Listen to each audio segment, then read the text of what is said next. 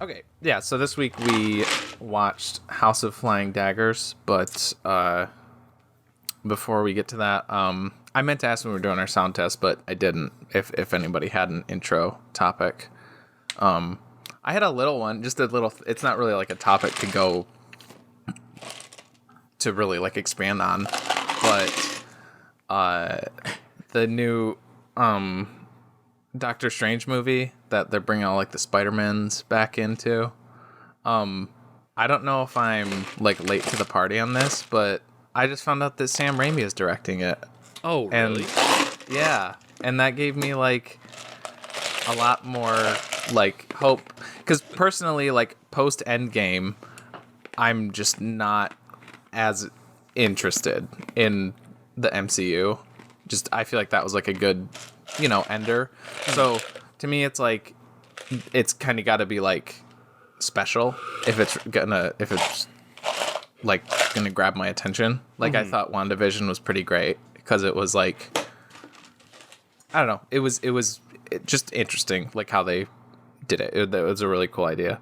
I like and I'm watching the Falcon and Winter Soldier one too. I do like that, but yeah, the first Doctor Strange I didn't love. It's mid as for the MCU. It's like mid for me. But attaching Sam Raimi as director gives me, I'm cautiously optimistic. I'll say that because it could be maybe he might be too dominated by studio influence, but also when that happened when he was doing Spider-Man, he quit. So as long as he doesn't quit this one, I'm hoping that's a sign that he kind of gets to make his own thing, because he has been known to step out when he doesn't like the way things are going with his movies. That's kind of what happened with Ant-Man, right? That was Edgar Wright, and they kind of told him to do a bunch of shit, and he was just like, I don't want to do that. And I think halfway through, he just kind of stepped away from it. Or they replaced him. I don't know, whatever they replaced him, yeah. Mutual. Yeah, that's such a bummer because I feel like he could have made that movie pretty special. Yeah. What was the last thing that Sam Raimi did? Was that Oz the Great and Powerful? Yeah. From like 7 years ago? Yeah, I guess so. It was a while ago, yeah. It was back when James Franco was still around. I suppose. Oh, yeah. Yeah, and then, he was making stuff like fairly frequently, because he did Drag Me to Hell a few years before that. And yeah. Yeah. I thought you were still talking about James Franco for a second. Oh. That was This Is the End. So, kind of similar. No. I was going to say, I saw it because Bruce Campbell posted a page of the script with like lines highlighted, meaning he's got for a cameo. him. Oh, perfect. Maybe he posted it yesterday, and some people were like, "Is it an April Fool's joke?" Was it like blurred out or something? No, he posted the whole page, and it's it doesn't seem out of the realm of possibility for this movie, because it's, if you guys don't know, it's called Doctor Strange and the Multiverse of Madness, and they're doing like that. I mean, it was almost like, I'm assuming you guys know about all the Spider-Man thing, because it was almost like a meme last year that like Tobey Maguire is going to be in it as Spider-Man. Andrew Garfield's going to be in it as Spider-Man. I thought that was the new Spider-Man movie. They were all going to be in the new Spider-Man. That's what I thought at first too. But nope, it's for this one. It's for Doctor Strange. And like Alfred Molina's back as Dr. Octopus. Ooh. I don't know who else. I think Kirsten Dunst, Emma Stone, like a lot of the people. Don't know like to what extent they're going to be involved, but yeah, like a bunch of the people from those are coming back, and that, like, my main thought was like, well, that's great that, like, like my Spider-Man, because those were the ones that I loved when I was growing up, the Tobey Maguire ones. I'm like, that's great that those are back, but Sam Raimi was, I mean, I guess Stan Lee too, sure, was so much of that trilogy. Like, if he didn't direct Spider-Man 4, but they still had, the same universe, they still had Tobey Maguire and stuff, it wouldn't be the same movie. It would be completely different. So I know I'm really happy that he's doing it. Oh, but what I was going off of is that, so it's all about like multiverse, all these different timelines and blah blah blah. And the page that he posted, that Bruce Campbell posted, he is playing Ash Williams. Of course. Yeah. So it could be an April Fool's joke, but it's possible. That seems like something, like if it was an April Fool's joke, it would say April Fool's at the bottom of the page or something. Maybe, yeah. Oh, I was gonna look at that. Or who was someone? Well, I guess if Sam Raimi is like part of it,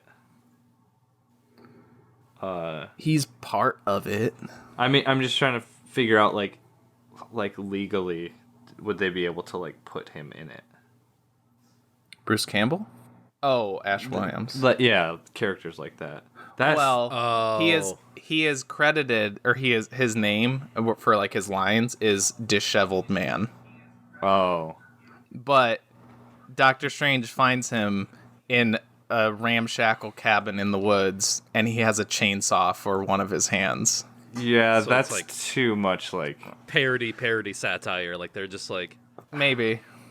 I hope they don't go that route, because that would be like that's like Fortnite or something. Like they're gonna have all these random like memes in it.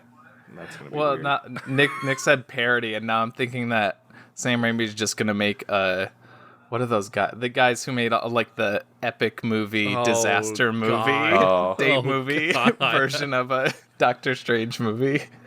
I sort of miss that era of like parody movies that were so god awful, but like now they just seem sort of quaint. Just yeah. I mean, there's some of them that are pretty good, but yeah. There's so like, many like movie rental, like you'd see them on the shelf and you'd be like, oh, yeah, maybe could get that. It looks pretty goofy, like. And then you put in the DVD because it's a DVD. Yeah. And you put it in and it's just like a Paris Hilton lookalike, like yes, shitting exactly. her pants and saying like that's hot, and then it cuts over to like a Mike Myers lookalike as like Austin Powers is like groovy. It's like slips and he slips on the poop. Yeah. And then there's Captain Jack Sparrow who's like drunk. Yeah. And that's the joke. And then there's a Borat is like, nice. I think we just wrote one of those movies. They're so easy. They're so easy. Yeah. I mean, that's the Paris Hilton thing sounds like absolutely some, like I would be surprised if that's not in. I know, guarantee it has to I be. actually think that Paris Hilton doing like That's Hot is in one of like the scary movies. Yeah, it's gotta be. Oh, yeah, maybe one of the later ones. Or maybe it's not another teen movie. That's actually a good one. Not another teen movie. No. That's legit. Not another teen movie is great. Yes, I agree. Yeah, it's a good movie. That's different, too, because that's not just... It's almost like a parody of the parody. Yeah. Almost. It's a parody of a genre. Parody of... Yeah, it's a parody of like a couple different, like, She's All That, Can't Hardly Wait... 10 Things I Hate About You. Varsity but it's not Blues. Like, yeah, I think that the whipped too, cream. Yeah, it's not like they literally have like, this is a person who is supposed to be this character from this movie, you know. Yeah. Like I said, like Captain Jack Sparrow, I know has been in like disaster movie or something, or they'll have 43. Like a Transformer or something. It's a parody of those, but it's more like intelligent, I guess. Yeah.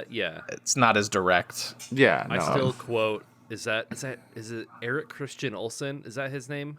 Yeah. Is that near the end where he's like looks like Little Miss runs to her daddy's running to her daddy or whatever that is. Yeah. Like Yeah, I still will time. quote that. Yeah. I can never remember his thing, but yeah, I love that gimmick or whatever, the like repeating himself thing or whatever. Yeah. Oh man. Chris Evans needs to do more roles like that, because like him as the lead in that, and then him as Lucas Lee and Scott Pilgrim are like my favorite roles of his. He's so good in that, like, I don't know. I forgot that he kind of before he's Thor, right? Or is he Captain America? He's Captain America.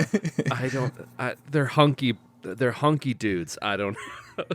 But yeah, I forget that Chris Evans like wasn't a breakout star. You're like Chris that. Evans. I am Chris Evans. You're correct. So you should know that one. I'm Captain America.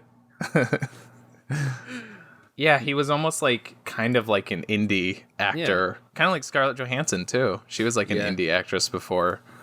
They're like before she's in the Marvel like movies. childhood friends, right? It's kind of weird. Yeah. Chris Evans and Scarlett Johansson were?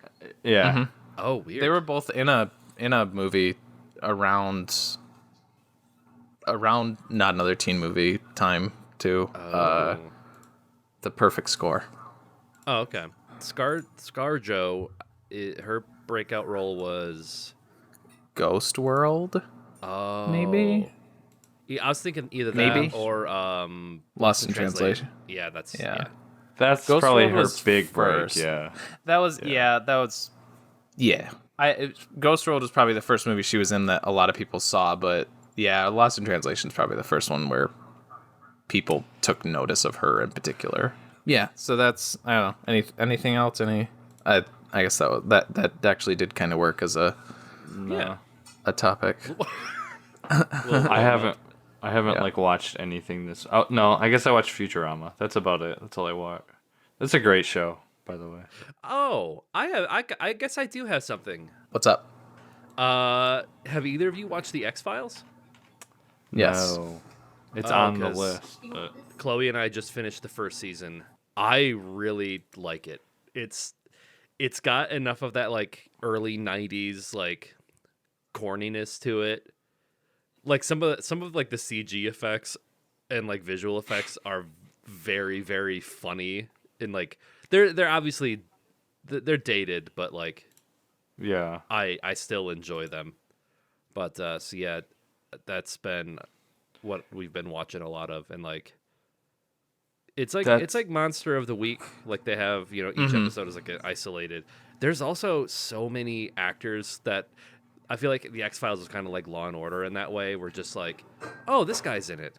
Oh, like I think Major Briggs from Twin Peaks is in an episode. And it's like, of course, he plays a military officer and some weird paranormal shit happens to him. And it's like, man, after Twin Peaks, you just got kind of typecasted, huh? Yeah. Yeah, it's been a while since I've watched it. I've seen episodes here and there because Kalia will watch it every now and then because it's one of her favorite shows. But yeah, I agree. I think it's pretty great. I'm waiting for. Go ahead, Travis. We went to start it like, I don't know, not too long ago, but it was like it's like 200 and it's like over 200 episodes. It's a lot of episodes, yeah. And they're 45 minutes long, and I'm just like, oh, that's a lot. That's a huge investment. We still haven't finished Twin Peaks. We started it, and then we're on like at least a 2-week break. We're like almost done with season 2, and we haven't. From when we worked, we still haven't. I mean, that was like 2 weeks ago. Yeah, we haven't watched it. Yeah. Season 2 is also. It gets to be a bit of a slog in the middle because of like shit with David Lynch and the studio and like some of the there's like tangents that goes on studio politics, and he like kind of lost faith in the project. I mean, I liked his specifically his character, the like yelling FBI, like partially that, like it's good, but then like it's almost like I don't know, but maybe like it seems like he was in an episode and it got like rave reviews. So then like next week he was like, we got to get me in here. Like this is saving the show. I'm carrying the show on my back. because it like kept going for like, I mean, he's in like way too much. It's just like, okay, we get the gag. Like he only need to be in like a couple episodes. Get out of there. That's possible. It could be because to like as like a selling point, but I also just think he just has fun with that. Like, yeah, I think he clearly does. It could be partly that, but it could just be because he's like, hey, you know what? It's kind of fun. This acting thing, I'm gonna give it a shot. That's the directing thing is just a front, so he can like he wants to be typecast as a screaming deaf guy, partially deaf guy. Yeah. Well, I don't know. I think that's something that's like funny about David Lynch to me is like, if you look at the man versus like the stuff that he makes, I think people, especially for like, I don't know, I guess Mulholland Drive or Eraserhead, it's like they search for like these really, really deeper esoteric meanings, and they might be there, but it's just like, I think people don't consider that like David Lynch might be just like, I thought it was funny. Yeah. Mm-hmm. Or like just, you know, the simplest answer is what it is like David Lynch thought it was cool, or he thought it was funny. Or, you know, there's no like, you know, this is representing trauma from a, kind of what we were talking about last week with Barking Dogs about like overanalyzing for like, and it's like, David Lynch just might think it's funny. Yeah, kind of. Yeah, like looking for stuff that's not actually there. Like, it can be fun. It can be fun. But yeah, I think that's kind of like why our Lynch shorts like work, because they're that. It's literally that. Like but there's no watching. We're not fake. Well, we are faking deepness, but it's like it's exactly. It's like faking deepness that's not there, and then people go like, oh, it's artsy. Well, that's why I think, I don't want to get too off on a tangent on our own stuff, but that's why I think like not only is it like the best, just it's the most enjoyable for me to watch out of ours, but like that's why I think Camp Lynch is like perfect. I think we absolutely nailed it with that one. Yeah. Because I think, like, I agree, like, especially after watching Twin Peaks: The Return, I was like, there's so much shit in that where I'm like, David Lynch thinks this is, like, I don't even have to think twice about it. I'm like, he thinks that's fucking hilarious. Yeah. And even though it's like this weird ass shit. And it's only, exactly. It's only funny to him, just like our shit. It's like, if any, just like, you pull somebody off the streets and they watch our shit, they're like, what the fuck was that? Or they'd be like, oh, that was like art school shit. And really, it's just us going like, what is the dumbest possible funny shit we can do right now? Yeah. And that's the thing is that it's like, it is funny and it's silly, but also you can draw like a deeper meaning from his stuff. And I think, I'm not saying that like Camp Lynch is as deep as David Lynch's stuff, but that one actually has a story somewhat. Yeah, it does. More so than the other ones. And I also enjoy it for the story that we made up. Even though it's like we made it to be funny and to be ridiculous, I like that story that we told in Camp Lynch. It's not deep, but I like that we like made a story. And the scene when you like rip the horse head off me and like that's Lynchian. That's Lynchian. Like, yeah. I don't know. People throw that term around a lot for stuff, and it's like for weird stuff. But I don't know. This sounds like we're blowing smoke up our own asses. But like, I feel like the beheading scene, that was one of the best, if not the best, like viewings of one of our things that I've ever experienced. Oh, just like the best. I have like, we were talking about before we started this. We were talking about the Avengers thing where I was filming the Steak and Shake scene from the car and like the camera is shaking. Mm-hmm. I have video from my phone from us watching that, and like I recorded that too. And most of it is like just the floor because I just like dropped my camera and I wasn't even like paying. I was just laughing so fucking hard. It's And what like put the cherry on the top was that I hadn't seen the stuff after that like the car crash stuff. I hadn't seen that. I'm pretty sure I hadn't seen that because I went down to Florida. God damn, it's so like, good. I watched that and I just remember being like, "That's fucking radical." It's so good that like, oh, it's a car crash, and then he takes the phone out of the mouth, and he's like, "Hello," and it's the hello from the beginning, and it's like, what? We are fucking brilliant. And then the blood out of his mouth, and yeah, and he's got the magnifying glasses, and he's just like cross-eyed, like. Oh, it's which so good. almost seems like we were going too much with his look, like his weird like cross-eyed. But also, that character could be in Twin Peaks. Oh yeah, Andy's character could absolutely. be. Absolutely. I could see David Lynch playing that part. Yeah. Yeah.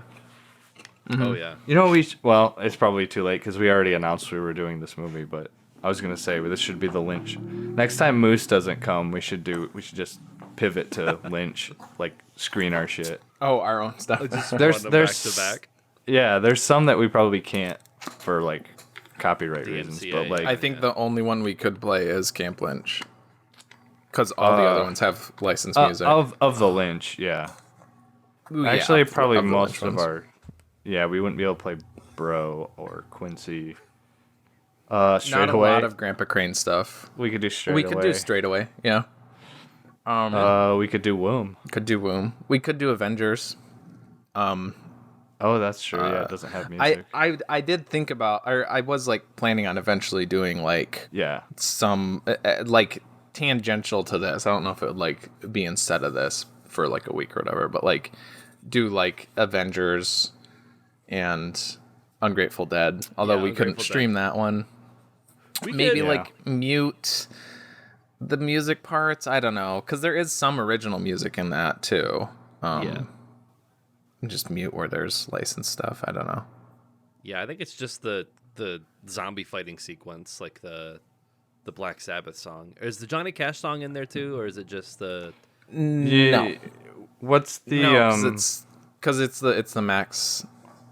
Yeah. Replaced it with the Max song. What's the main theme? Oh, that's the the main theme is when Max, the man that's right. comes around is the Johnny Cash song. Yeah. Yeah, there's the zombie fighting. There's Mr. Blue Sky. There's and then there's the Four Horsemen when you're getting high. But that might be it, actually. Yeah, like now that you mention it, there isn't a ton of.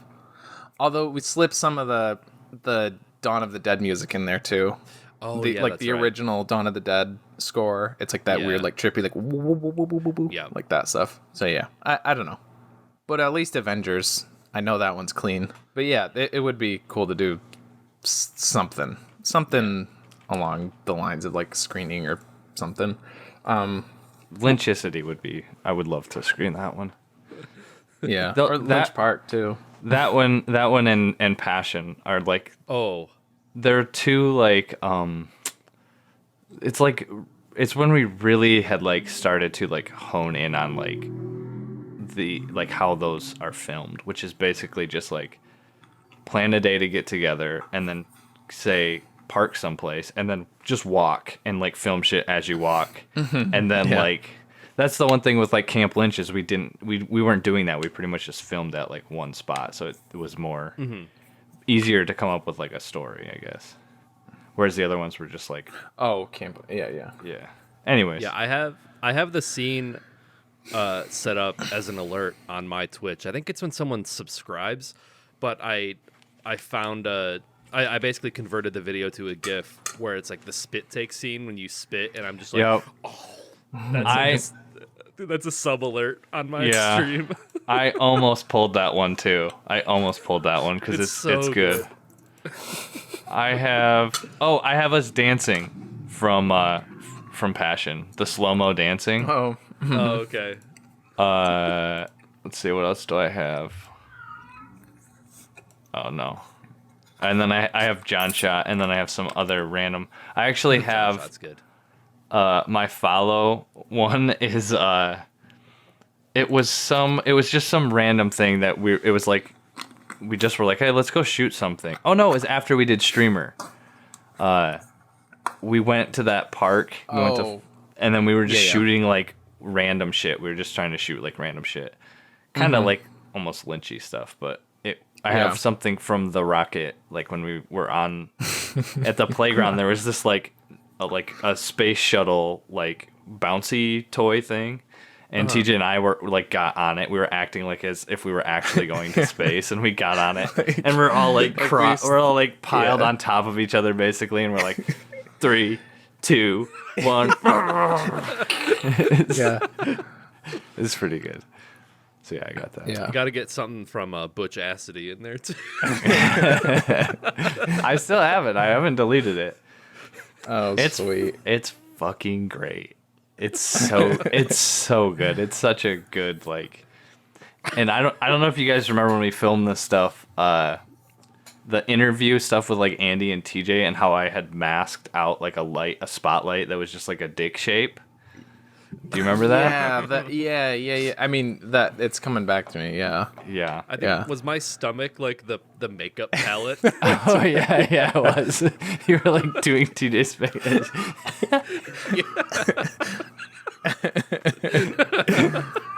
So good. And I think at one point you just like smack your belly on him to like you're like maybe finished. Oh my god. We should. Yeah, I kind of want to like. Maybe like obviously not on stream, but like should like watch those in like a Discord call or something. Yeah. Because I really want to see that because I forgot like all I'm of that. pretty sure that would pass. That would not be copyrighted because there's some music. Well, yeah, but maybe not TOS. I don't know. Well, maybe. I mean, it's not like we're naked, but close to it. I never finished the full edit. It's just like. I just did like I know. Even if it's just the like raw clips. Yeah, we could do that. Oh, that's right. Yeah, you're gonna make like I forgot that was part of it too. Yeah. I had it's another one that like I'll just throw it out there. I was gonna skip it since we had other stuff to talk about, but I had on the docket. Could you hear that? Yeah. Very loud. He keeps like. He's laying down, but he keeps like standing up and switching spots. So I'm just trying to get him to calm. Yeah, I don't know. I guess I don't. I was gonna bring up. No. God damn it, Marty. Okay, you're off. Oh my God. Wow! You just got canceled. You just canceled yourself. What was he doing? Oh, shit. He just gets... Dottie. Away.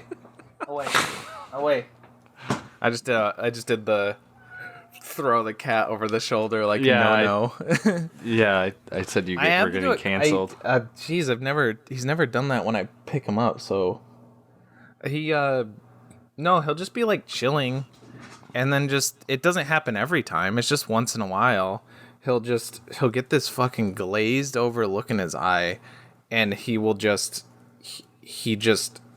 I know because he was gonna do it before. He'll just like attack my arm and just like, and he bites harder than any other cat I've ever known. He will just bite down and then like grab your arm, and it's very scary. So I get really scared when I see that look in his eye, and then he just yelled at me. So I'm gonna bite you. Yeah.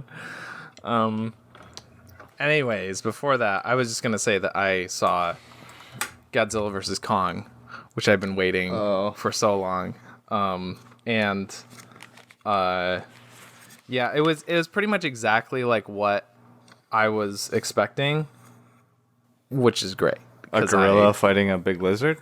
And that's exactly what I wanted. Okay. And it was I don't care, like Godzilla is the one like kind of popcorn blockbuster-y type franchise that I don't think I will ever get tired of. I love me some Godzilla. If any iteration. I thought about, maybe I should. I might throw the 1998 Roland Emmerich one in maybe the bad cup, because that's supposed to be like very bad, and it probably is, but even that one I still enjoy. Is that with Matthew Broderick?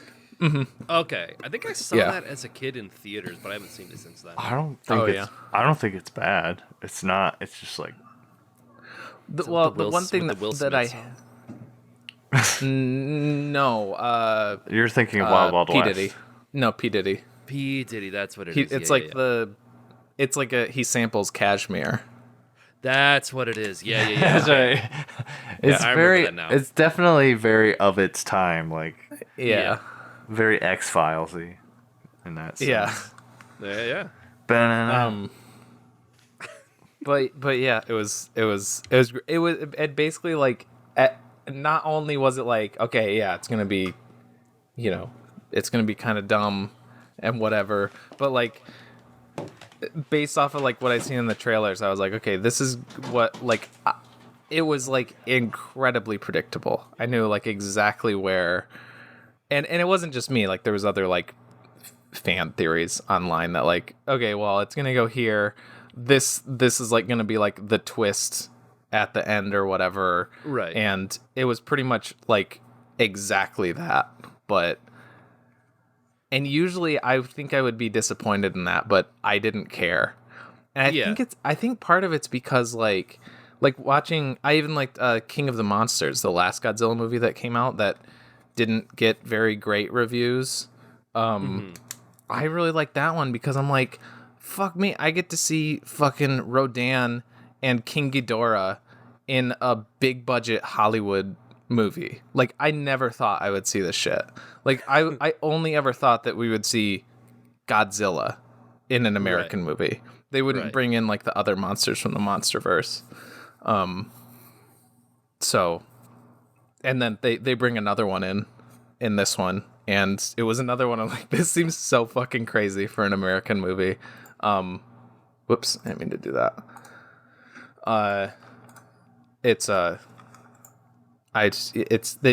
I'm assuming you guys don't care. They bring in Mechagodzilla, and well, spoilers. I know who I at least know who Mechagodzilla is, but yeah. And yeah, it's another one where like that was one of the things that I thought was going to happen, and it did. But even when it happened, I was like, I can't believe Mechagodzilla is in this movie.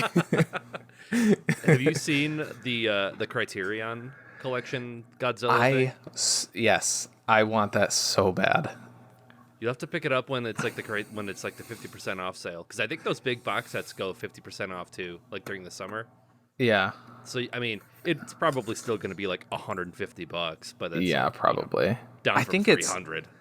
It's not just, it's like the first like 17. It's like the Showa era ones. So it's like the 50s through the 70s, I think, or something like that. So you get a bunch of movies for it too.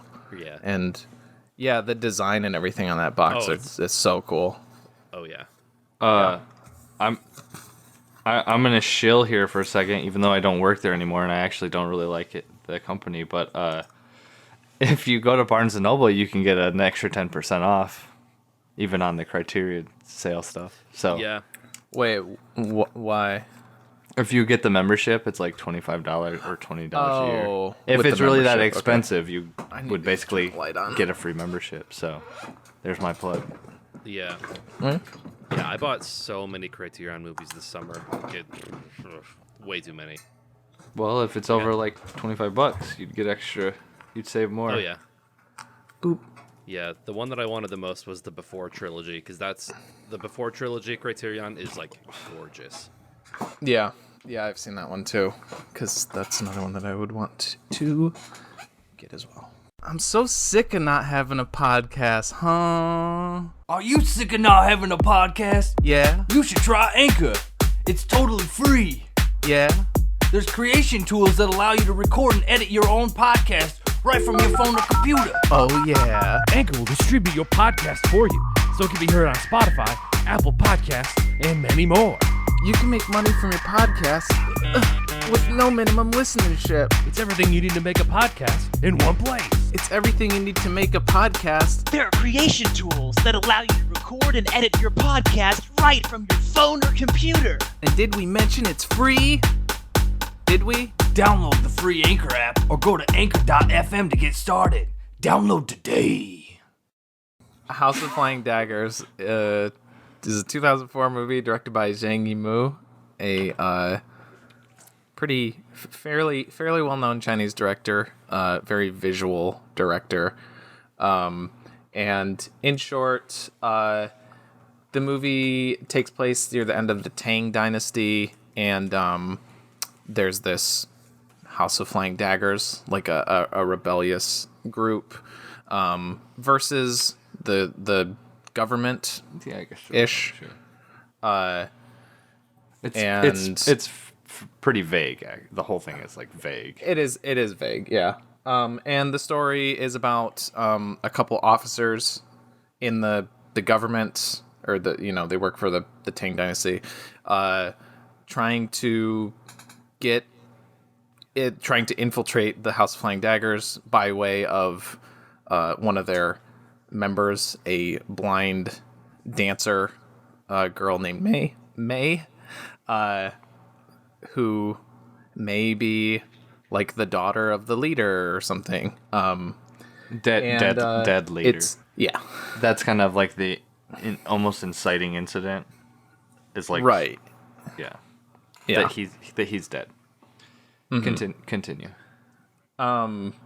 And then it's a blend of martial arts and romance movie.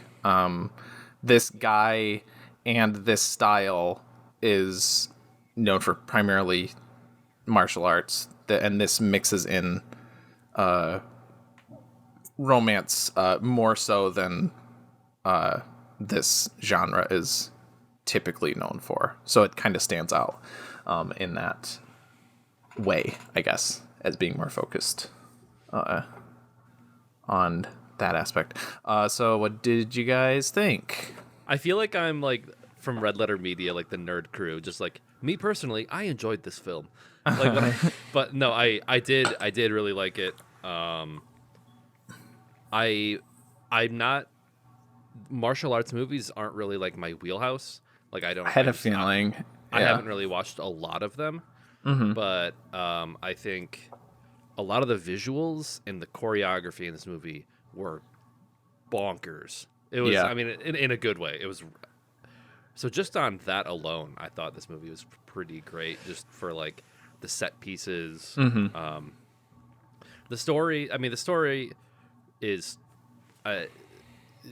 pretty like by the books, I guess. It's like it's a romance, so it's like it's almost like hero's journey, but with a love interest type deal. Mm-hmm. It's basically Romeo and Juliet ish, yeah, kind of. And the visuals is mainly why this director has kind of stuck out to me so much. And like I put a couple more of his movies in there, and like I've only seen a few of his movies. He had one a couple years ago called Shadow that was also pretty dang good, but like the antithesis of his, well, only in like it still looks gorgeous, but it's like he made it monochrome on purpose. Like it's in color, but he purposely made it like gray. So it's almost looks like Sin City, but it's shot in the actual color that it was filmed in. And it's just crazy how he's still able to make that look like so gorgeous. Just like this black and gray and gray. But yeah, I kind of like, as the movie went along, I was finding myself like enjoying it more and more. Like when it started, I was like, okay, this is but the visuals and the costumes and the set of like the brothel or whatever where they went was like amazing. And I was enjoying it for that, but I was like, And then as it goes along, I was enjoying it a bit more, and then the ending, like even more so, I like made me like it a lot more. And we can get to that in a little bit, but I guess Travis, you can do your initial. Obviously, it's the whole movie is like very, like everything about the movie is pretty. Like the colors, he uses colors so well. Yeah, the color, like, just everything is just, it's so, like, vibrant. And, it, like, even the, like, Zhang Yi or whatever, whatever the guy's name is, they're both, like, gorgeous. Like, they're both of those, the main two people. I had his name. Takeshi Kaneshiro. Yeah. Gorgeous. And then, both gorgeous. Like, just gorgeous. And not so much Andy Lau, the other guy. He's all right. He's fine. But he's not like breathtaking, like intimidatingly gorgeous like the other two. But yeah, no, I mean it was a good movie. I don't know if I would say, like, I don't know. As far as, like, enjoying the movie, I don't know. It was kind of like what I likened it to is, like, it felt very similar. It felt like a musical, except instead of, like, music numbers, it was like these like, choreography is, like, the best word for it, because they feel like dances. It feels more like dances than, like, fighting, and it's like that is, like, the musical numbers of the. Yeah. In my notes, I wrote, "This is like a musical, but with swords." Yes. So a martial arts movie. Like, that was like, that's like. Yeah, there's a part where they're fighting. It might have been the one in the fields. Yes. Like, yep. It's in like the fields. 40-ish minutes in, and they're just doing all this, like, thing where they're, somebody, like, lunges and the other person, like, bends, so they're kind of like going over one another.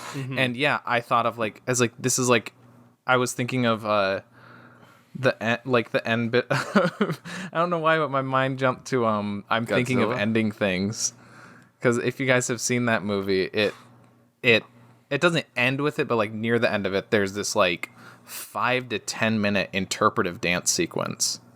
And I thought that's, like, immediately what my head went to. I was like, it's like a dance. It's that one. That was the one that, like, really sold it, because I realized that, like a lot of martial art movies, or for the most part, when you see them, like Jackie Chan movies, it's like usually, like, up really close, and it's like, really, like violent, I guess. His are different. Like, it's very, like, loud and, like, quick, like, kind of, like, almost, like, jerky movements. And, like, Jackie Chan always has, like, stuff where, like, somebody will, like, kick and then there's, like, dust. Like, that, he's, like, the creator of that whole, like, thing. But this didn't have this. That had stuff where it was, like somebody would, like, stab with a sword, and it's like, come on, that wasn't an actual stab. You would never stab somebody like that. It's so, like dancey. It's like that, you're not going to achieve anything with that. So that's the field one was the one that really sold it. Yeah. Also, my favorite fight was the bamboo forest. That whole scene was just like every shot, it was so cool. Well, I think even like, talking about this being like a musical, I feel like even, like, some of the bamboo snaps and splits. Yeah, I was like, it sounds like they were synced up to the soundtrack. They kind of, like, whistled too. There was, like, some whistling that I was like, yeah, this is, like, part of the music.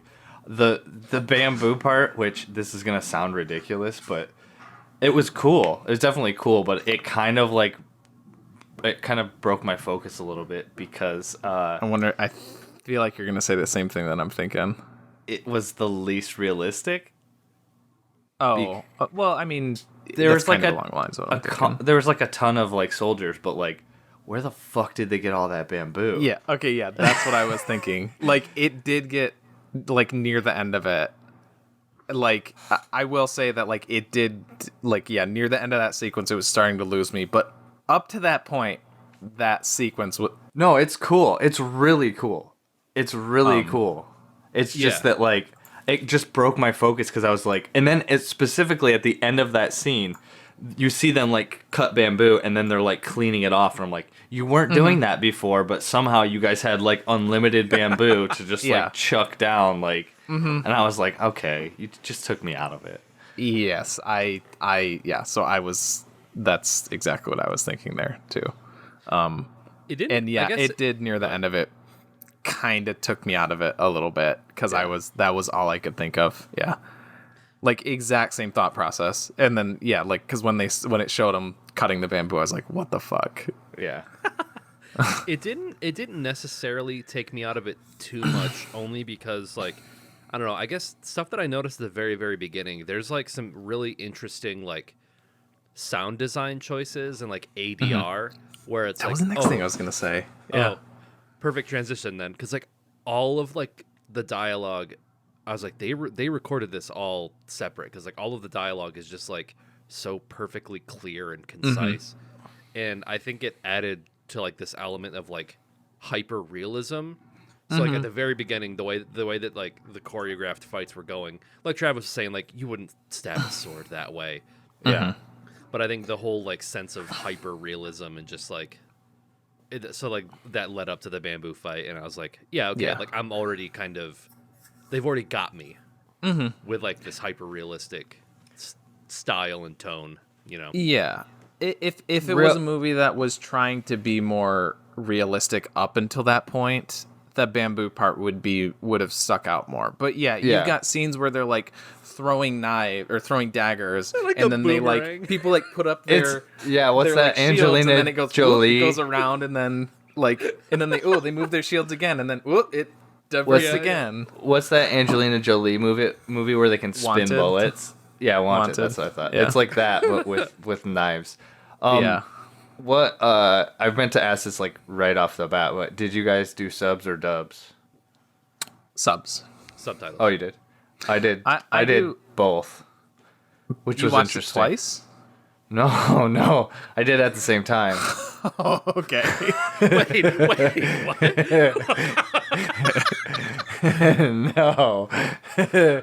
No, I didn't like it that much. What was the Yeah, at the same exact time. how was the dub? Because I watch anime dubbed, but I almost always watch live action subs. I did watch the most recent time I watched Battle Royale. This is just a slight tangent because I might actually put this in like the bad movie cup. Well, I might put Battle Royale in the good movie cup and then Battle Royale with English dub in the bad cup. I watched it it's so fucking funny. It's so good. I've watched it like that before. It's great. Have you? It's so good. That's it. There's parts in this where it was interesting to see the subs while hearing the dubs because they don't match up. The subs were probably more of like a that's more normal, though. Thought out like specific translation of what they were trying to say in the original script. The dubs were like an Americanized version, an English bastardization of some of the stuff. Like it was like more how like American speakers would speak.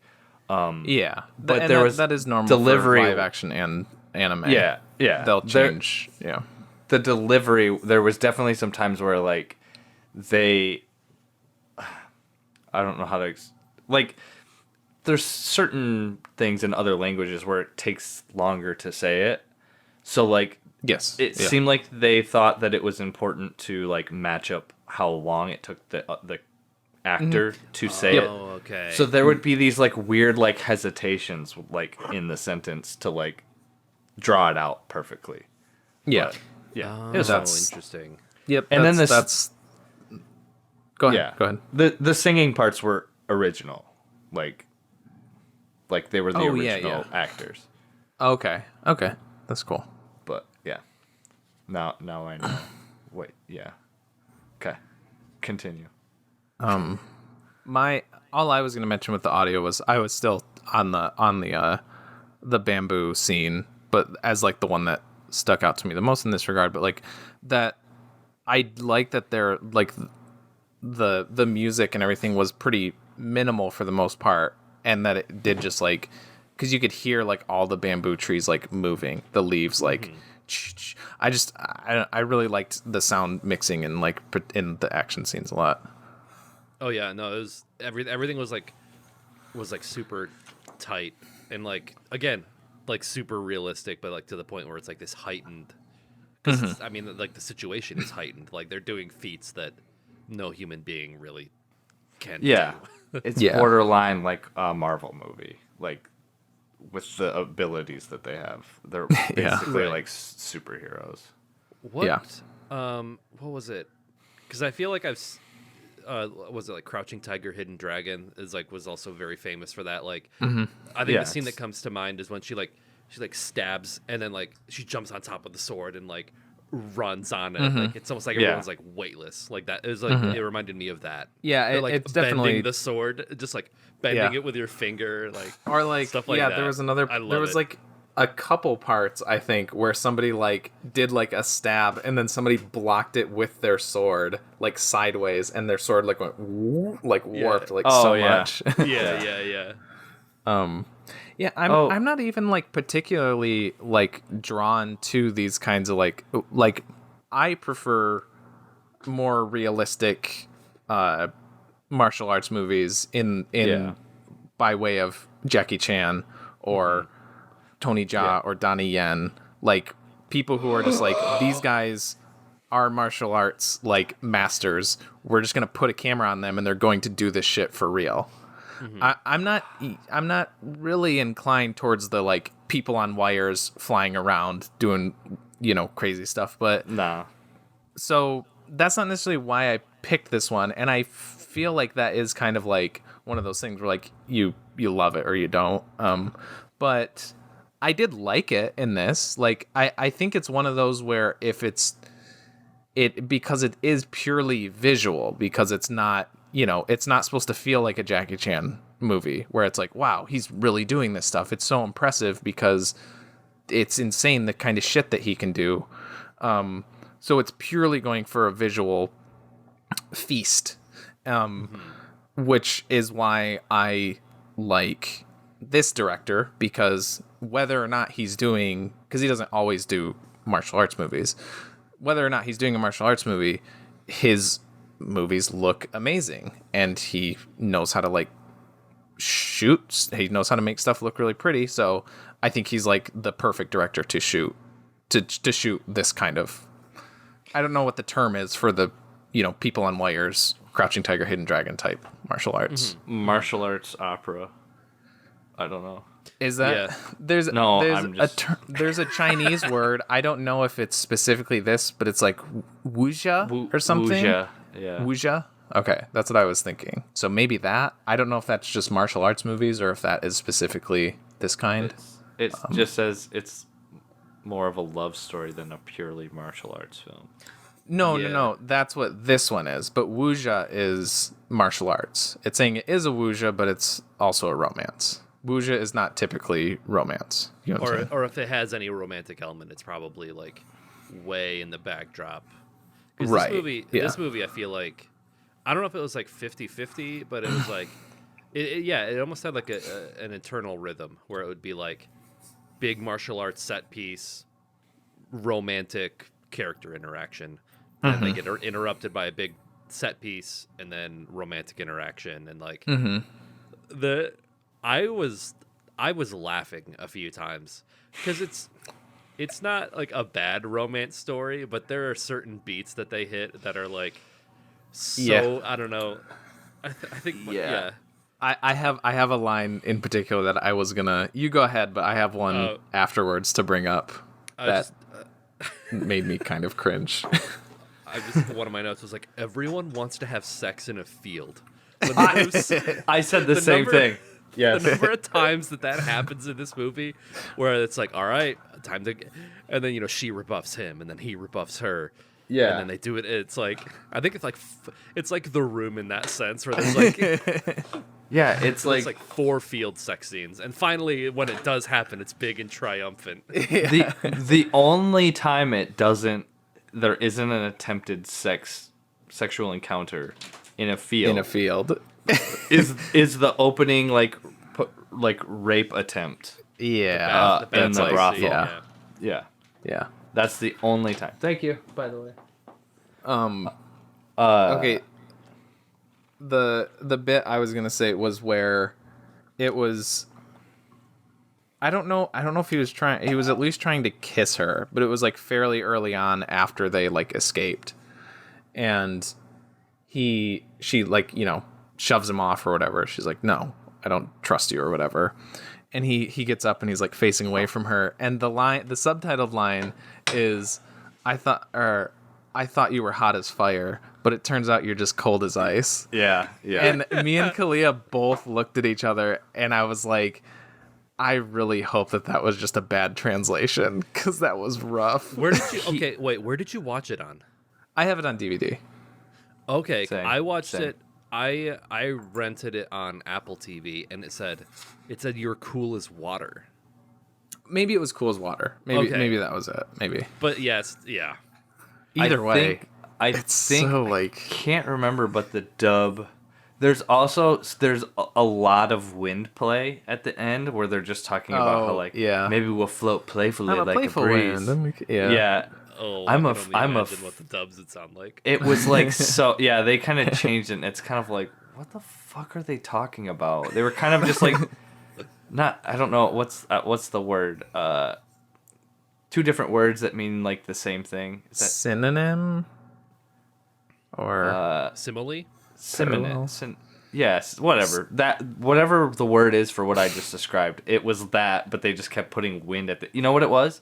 It was the Wuxia version of Jellicle, and they were just putting Jellicle and wind are like interchangeable. so then we have to insert, since we were talking about how the fight scenes are like dance scenes, we have to like equate all of the fight scenes to like which cat sequence was each one. Who is yeah. Another thing that I thought like towards the end I was like, it almost seemed like a parody of itself with how many like twists there were. It was like, I'm the bad guy. No, I'm actually the bad guy, and I love him, but actually he loves the. Yeah, it was just like if it had hit like one more, it might have been. Yeah. But again, it I think you just have to, if you buy in and accept the whole like heightened reality type thing. Yeah. Like there's also in like the final like fight between Leo and Jin, is that their names, or did I just totally fucking make those up? Okay. No, Jin, Jin. And Leo's like, they're fighting in the field. Feed me to the poor. They're fighting in the field, and like it's autumn. All the trees are super colorful, and then it's like a blizzard by the end of it. Nowhere. And I was like, that immediately. I was like, he did that because it looks fucking beautiful in the winter, and it looks fucking beautiful in the it looks fucking beautiful in the fall and in the winter, and he wanted to show both of those. Time frame be damned. He just knows that it looks cool, and you know what? It did. It both seasons. It looked awesome. I mean, I don't know if it was like that part. Almost made me think like we were watching like a Greek mythology type thing, and these two characters were like these three characters at the end there were all like gods, and like this was a fight that took place over like many years kind of thing. That's kind of what it felt like. Yep. Oh, interesting. I figured that's what he was trying. I mean, yeah, it's up to interpretation, but that's definitely my first thought was like, oh, okay, he's trying to show that like this is such a colossal battle between these two guys that it's like they've just been going at it forever because they're both so in love with her, Yeah. I mean, also what you said, but yeah, like that's what it felt like to me. Also, like I don't know if you guys noticed, but they're swords, because like what happens in like sword fights is like the swords get the shit beat out of them. They're not like razor sharp like after like hours of battling, but their swords were like serrated. They had like chunks out of them, which made me think even more that it was like this took place over like a long time. So I didn't think that exactly, but I definitely got vibes that like this feels, I don't know if it is one, but like it felt like it was at the very least emulating like a Chinese folktale myth or something like that. Yeah, that's kind of what I meant like that by the end of it. Yeah. It was like, like it had an epic feeling to it. Exactly. Yeah. That's what I meant when I was saying Greek mythology, like especially the with Iliad how or like something. like bummer of an ending it was. Like yeah. I do remember. I was like, because I only seen it like once or twice before, but not in a very long time. Like I didn't remember much, but like I remembered like as soon as they were like, oh yeah, she's blind. I was like, okay, I remember that she's actually not, but I didn't remember like anything in between there. And then I was like, and I'm pretty sure somebody dies at the end, or like all of them die at the end. I thought all of them died. So that's what I was expecting. Partly from my foggy memory and partly from just where I felt like the story was going. But I really liked how it ended. Like, that ending really brought it up for me, because if it was like, to me, it's like, I didn't think that they were going to, go, escape together and everything was going to be hunky-dory. But I was like, that would be happy. Like, for me, like, personally, I do like happy endings. I do prefer happy endings for characters that I like, at least. And so it would have been nice for that, but I'm like, but that wouldn't be like that like special of an ending. And then I was like, oh, then they're all gonna die. And I was like, well, that's kind of like cliche. So I really like that only the girl dies, and then the guys are just like, fuck. Like the one guy just like he ends just like stumbling away, like bleeding out and stuff, and then the other guy's just like sitting there. I thought that the ending was great. I do like it in like execution, but in theory, I don't know if this makes sense, but like what kind of like ruined it a little bit for me is he's like, no, don't take it out or else you'll bleed and you'll die.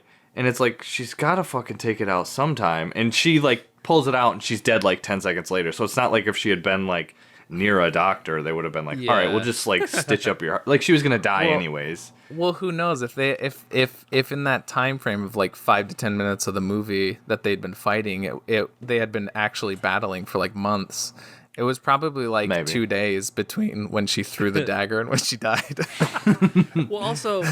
Homeboy was fighting with a dagger in his back. Yeah, yeah. And like there were a couple times where he got like flung on the ground on his back, and I'm like, you would not. Again, it's like a hyper realistic thing. But I was like, you would not be moving like that with just like a dagger. Mm-hmm. There's also. I think, go ahead.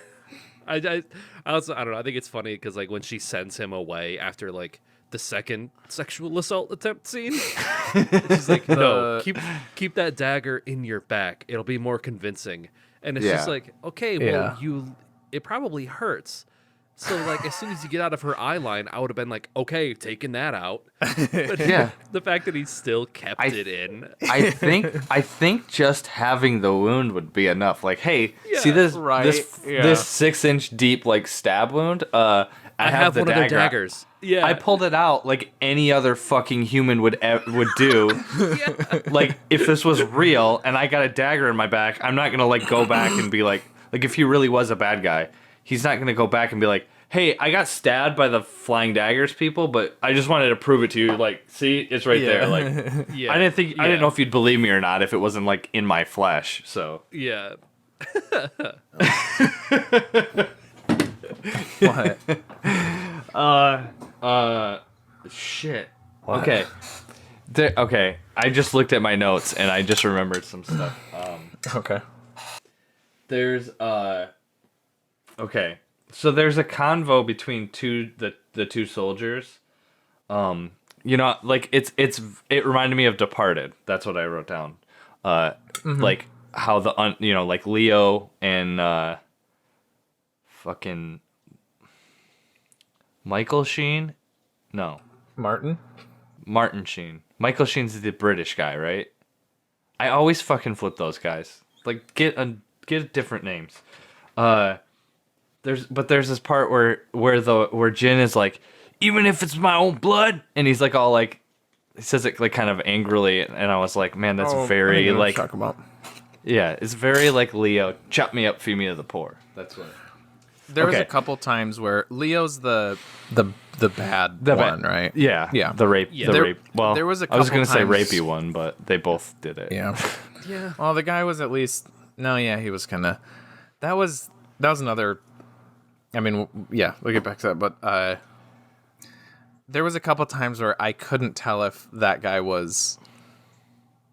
I was like, he seems kind of bad. Like, there's just a couple moments where that dude Leo seemed like a not great actor, but then there was a moment later on where I was like, oh wait, that was really good though. So Yeah, I think- like the I think- end part, they were all like I thought they all Yeah. did really good jobs of the end stuff. I think the one scene where I thought I was like, I don't know about this dude.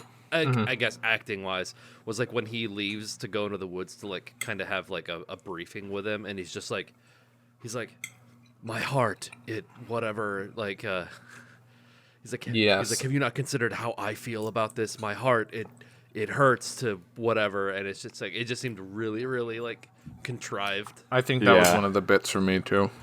Where I was like, ugh.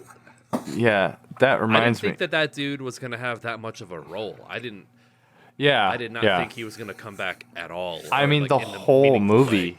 the whole movie is just the three of them almost. Like, Yeah, Yeah, there's a pretty couple of much. things, but it's them. and then red shirts to get yeah. killed off. Yeah, Yeah. Red shirts. We were talking about banging in a field, and that reminds me of like the part where she like gets mad at Jin and tells Yeah. him to leave, right? Because like she kind of comes on to him at that point, and then he does it because like before he comes on to her after the rapey part, he comes on to her and she's like does the thing where she like puts her hand on his mouth, and then Are you for real? yeah. And then they have this big battle, right? And then they're in the field, and then they're like going at it, and then he's like, "Oh no, I don't want this," and she's like, "You should just leave," and blah blah blah. And I was like, "Yeah, I can see why he's a little like put off because he's still in the same field that he just slaughtered like 30 of his friends in. I don't think he wants to bang with his dead friends' bodies 10 yards away. It's not the Yeah. best. It's not the horniest like location. it did make me want to Bang in a field with dead Have bodies. sex in a- yeah.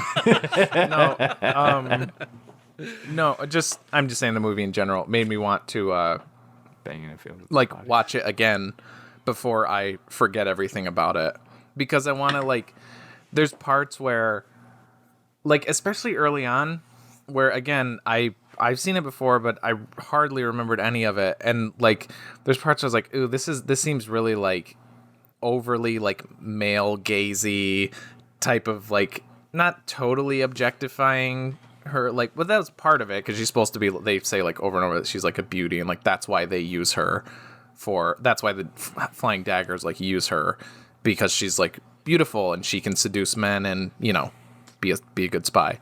So that is part of it. But like there's a part where where they have her in captivity near the beginning, and he's like, oh, do you want to see our torture device? And he's like right up in her face, and he like, I don't know if he like smells her, but he like maybe like puts his hand on her face, and he's really like, oh. And I was like, I like had a vibe at the moment of like, oh, okay, yeah, because she's pretty and every guy wants to bang. I get it. But then I was like, oh no, he's actually in love with her.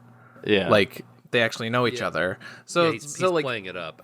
yeah, so there's bits like that where I was like, oh, so there's like, a double meaning to that like he was trying to hide his, like maybe he was his real self was like slipping there.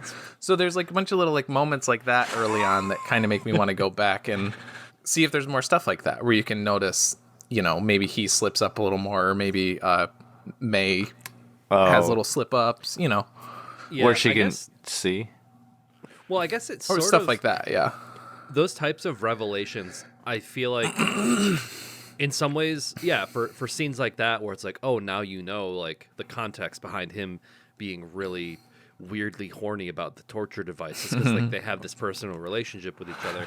But I guess in some ways it almost like, because the whole scene at the beginning when they play like the echo game when he like throws the beans at the drums, it's like it's less impressive because it's like, oh, she wasn't blind. So there's like a few things that like after that revelation, I think it's supposed to be like a big revelation, but that in other ways it totally kind of kills the impressiveness of all of the things that she's done up until that point, because you were thinking that she was blind while doing like, oh, her senses are so good that, you know. I mean, I'm not blind and I couldn't do that. Well, yeah, no, it's still impressive, but it's like, I don't know, it less or so. I get what you mean. Yeah, you wouldn't be able to pull that dress off anyways, TJ. So no, don't even worry about it. Yeah, let's talk about the bean part, because I'd really like to talk about the bean part. Okay. So beans. I forgot what the name of the game is. Echo? Do they call it? Do they just call it Echo or something? I think at least Like in the Echo game. Yeah, in the subtitles it was just the Echo game. He's like, have you ever played Echo? And she's like, once as a girl. And then it's like 50 people come out with 30 drums and then little guitars and shit. And it's like, is this like a regular thing? Before then, huh? Yeah, you've played this, huh? Okay, interesting. And then he flicks the beans and stuff, and it's kind of cool, you know. It's like a very, you know, like the ribbon dance. Fuck! I didn't even think of that. Oh, it's all a sexual innuendo. It could be. That's another moment where I'm like, okay, they're definitely like. It's so horny. They're so horny. You know, because he does literally flick them like. Yeah. But anyways, and then at the end, there's this big like climax where he like throws like the whole bowl of beans. Like that's her like. Trying to say that he nuts all over their room. Or that she does, because yeah.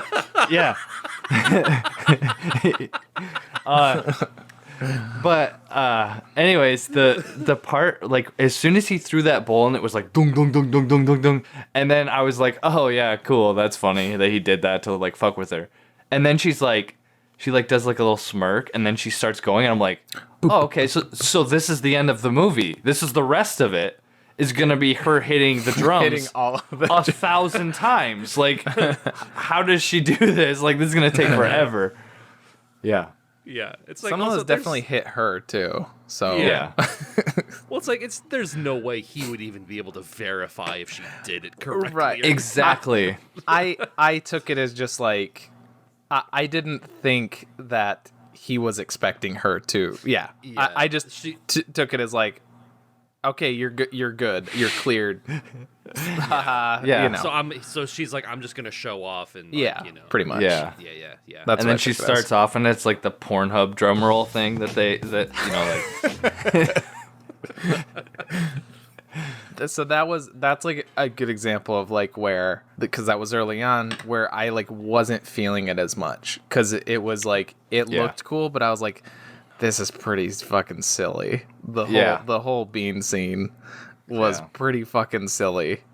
And I was worried that like that was gonna be the whole movie, because like I said before, I'm not really inclined towards this kind of martial arts movies, and I was like, oh, that was like exactly what I was like expecting them all to be, and like in a way it kind of is. It's really like dancing and choreography, but yeah. So I was a little. It is like cool in retrospect, I guess, but at the time that was a worrisome scene for me, because I wasn't totally feeling it. It's other like, than the visuals, like that whole set was just bonkers. The like we've said, it's very much like a musical, and I don't like musicals. I really don't, even though La La Land is my favorite movie. I don't like musicals. And that's kind of bean on it. Does it? Ben. It's B-E-E-N. I mean, it says Ben, but all I can see is bean. Yeah.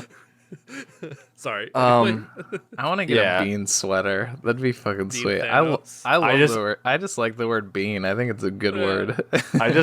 Sometimes I just sit here and flick this like all day. Just sit here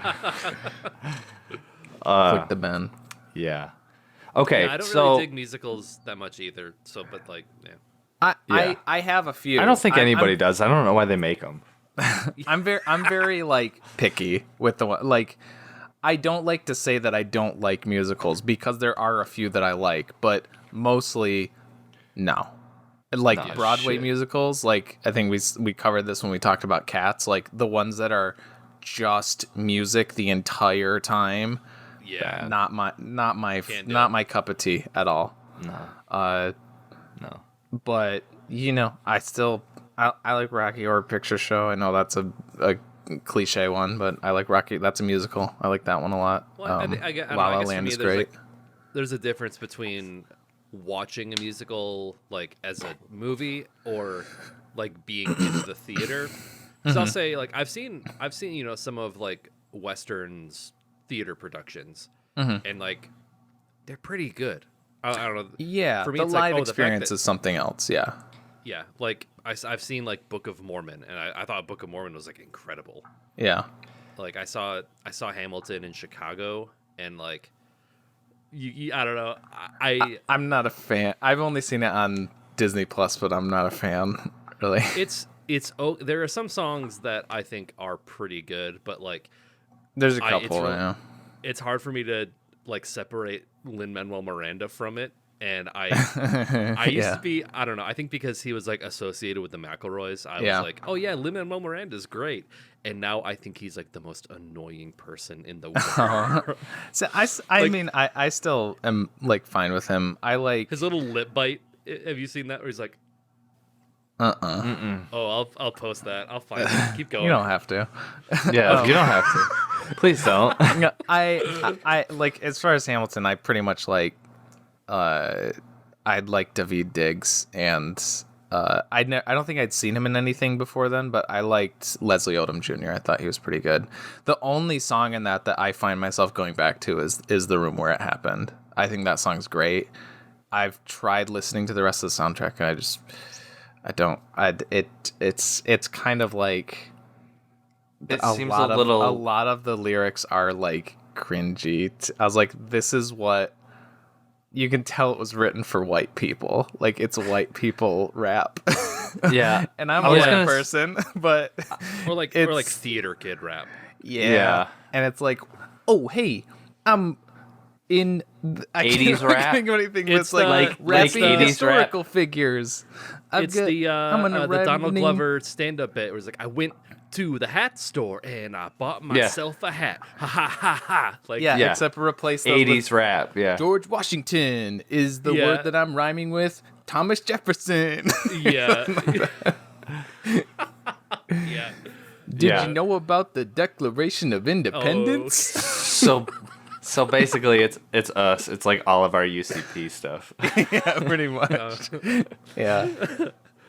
Chalk Dust So- Man is a certified banger. I will Yeah, never that's not true. think It is. Chalk Dust Man is like It is. Hell yeah. amazing. It's actually a good song. Yeah. Yeah. That was our Camp Lynch for It was, UCP. Yeah. Lightning in a bottle, you found it. Yeah. Okay, back to the main movie though. Yeah. I say that, but if one of you guys had something, I just felt like we should get back on track. I didn't have anything. Oh in yeah, particular I right was now. gonna say something about before. Yeah. Okay. So it's right before like the ending part where it's like Jin and Leo? May. Meo. May. Okay. May. Okay. And it shows us he gets on his horse to like go back. Like they've banged in the field with the dead bodies.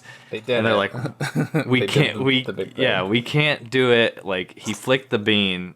It's time to go. We can't be together anymore. So He hit it and quit it. yes. So he gets on the horse and he takes off, right? And it's really cool. This really cool like back and forth of like him riding through the trees, and they're like these like birch or beech type like the white those trees. really cool. I thought those trees Yeah. were so cool. That was And that then- was one of my favorite like visual sequences. Her Yes. standing there with like the super green dress, him riding away on the blue. And her background was all like autumn colors, and his Yeah. was like winter. Like it was just dirt on the ground, and then Yeah. these white trees, and it was very like symmetrical of like the shots of like just like he had like these vertical white trees, she had these Yeah. vertical like grayish trees. Yeah. And then like right before she goes to get on the horse. It cuts to her, and she's just standing there. And I don't know if this was just me or not, but it cuts to her, and it looks like it's kind of off, like the trees, like in all the other shots, they were like pretty much straight up. You know, trees don't go completely straight up, but they're very straight up. And then in this one shot, it's like this, and so like all the trees are like this. The camera was tilted, or just like, the trees? No, like the camera was tilted, and then her body matched the trees tilted, so everything in the shot was just like a touch off. And I rewound it even to like see like, and then it cuts to him, and he's stopped, and there's like you just see like the horse's ass and like the white trees. And then it cuts back, and it's like normal her, just it's like vertical trees, and then like then she's on the horse like after that. But like I looked for it, I tried to find like a clip of it or something, but I can't find it. That's I'm like googling it. It to me it was like I said out loud like holy shit, like because I thought it looked so cool how it was just like the whole time it was very like back and forth straight like. And then it cut, and it was like just a touch off, and I was like, if they did that intentionally, I don't know what the point of it is, except like maybe that's like the point where she's like, they're saying like, this is kind of reaching into that like over like analyzing, but she's she's leaning towards a decision or something. I don't know, maybe, but like I don't know. I just thought it looked cool. I don't know that's basically it. But you guys didn't notice that again. So. No, I didn't. Catch that. Is that the other scene where it's like he's riding down the dirt path and it's like those really super green trees? It might start. I think it starts like that, yeah. And then it ends with white trees, yeah. I could not tell if that part was real or not. The way that like the trees were and the sky looked, I was like, is this a painting? It looked like a painting to me.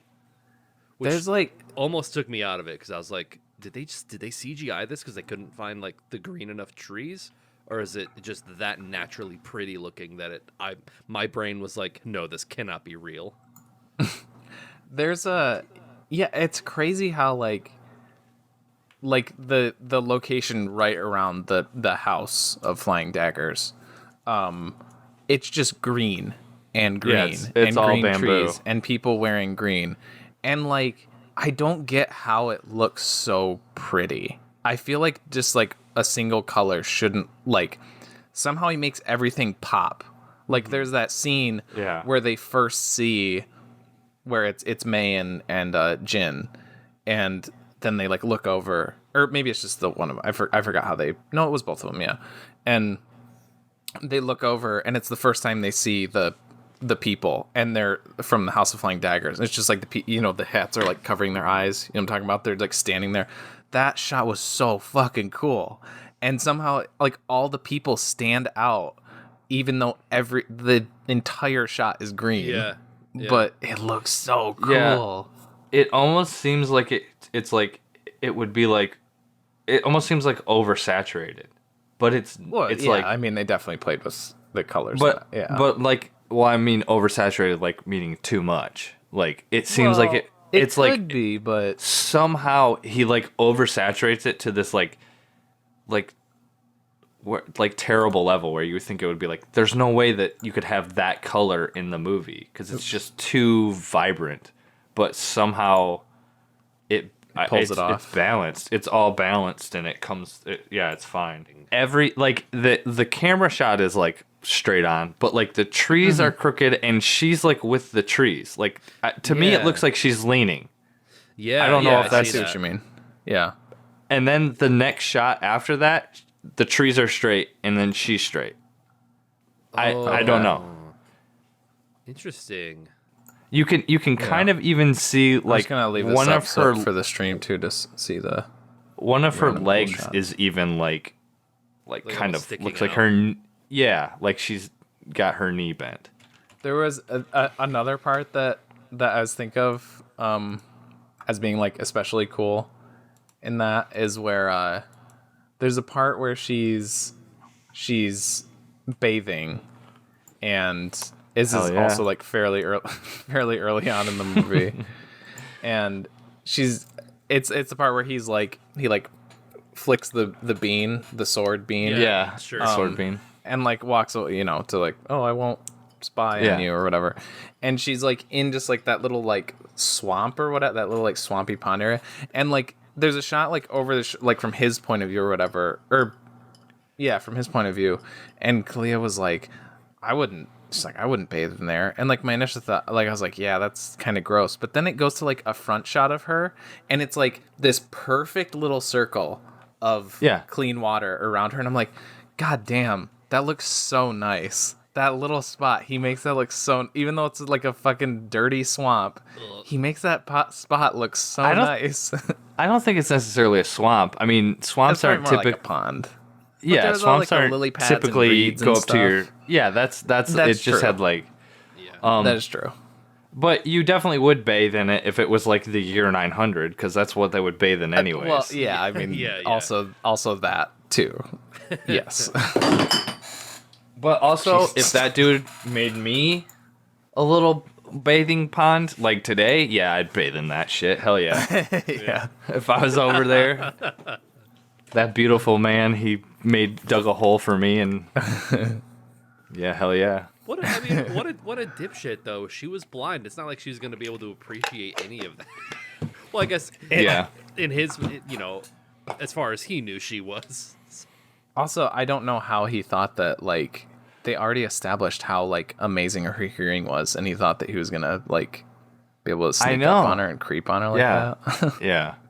Well, I think that was, I don't know if that was necessarily, like, a payoff of a setup from earlier, but, like, there's the scene when he breaks her out, and he's, like, up in, like, the corner of, like, the jail cell, and when he lands, like, you don't hear a thing.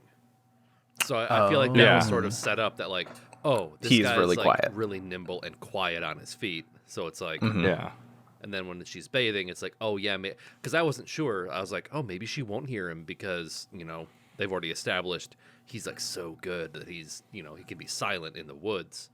But then she it's like the wind, like the wind. Yes. Playful wind.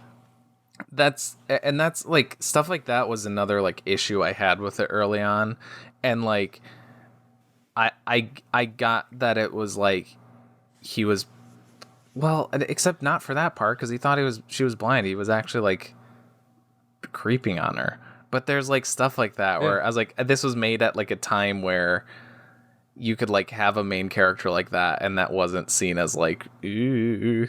I mean, like, it is kind of, but, like, not to the level that it is, like, now. Like, I think stuff like that would just get waved off. I'm like, that's kind of weird that he was doing that. And then, like, it was also, like, all for an act. Him, like, at the brothel, him, like, grabbing her and, like, ripping her clothes off. But it's still, like, kind of heavy with how much, like, almost rape wasn't stoked about that at the beginning.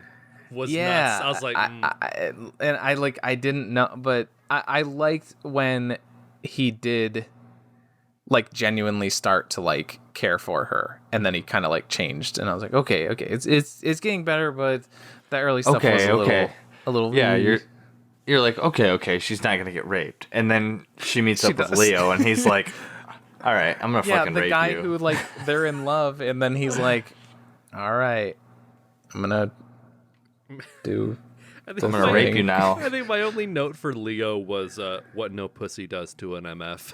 I was like, oh, this dude's been an incel for 3 years. Yeah. She's like, he needs to throw his bowl of beans around the room, if you know what I'm saying. Yeah.